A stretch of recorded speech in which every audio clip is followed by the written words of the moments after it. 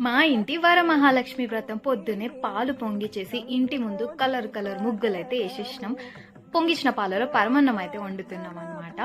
And decoration పని అయితే start చేసుకున్నాం. నేనైతే స్నానం చేసి పక్కింటి వాళ్ళు వాయనంకి పిలిస్తే వెళ్ళేసి వచ్చాను.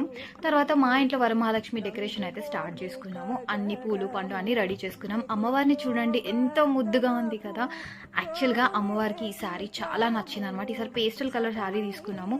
శారీ నచ్చుతూనే తను సింపుల్గా కట్టించేసుకుంటే, నచ్చకపోతే సతాయిస్తుంది తెలుసు అమ్మవారు కూడా. మా అమ్మవారు అయితే మంచిగా కట్టించుకుంది.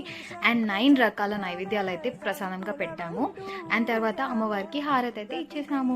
ఇప్పుడు మా మమ్మీ నాకు మా అత్తకి పసుపు బొట్టు ఇస్తుంది అనమాట. మా తెలంగాణ సంస్కృతిలో ఇంటి ఆడబిడ్డకే మొదటి ప్రాముఖ్యం ఇస్తారనమాట. ఫస్ట్ ఇంటి ఆడపిల్లకు వాయనం ఇచ్చిన తర్వాతనే ఇంకా బయట వాళ్ళు ఎవరికైనా ఇస్తారు. అందుకే నాకు మా అత్తకైతే ఫస్ట్ వాయనం ఇచ్చేస్తుంది ఎవ్రీ టైమ్.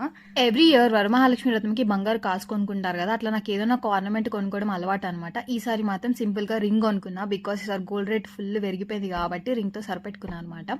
సో ఇట్లా అయింది మా వరమహాలక్ష్మి వ్రతం. ఫుల్ వీడియో చూడాలనుకుంటే నా యూట్యూబ్ ఛానల్లో అప్లోడ్ చేసిన, చూసేసేయండి. బాయ్.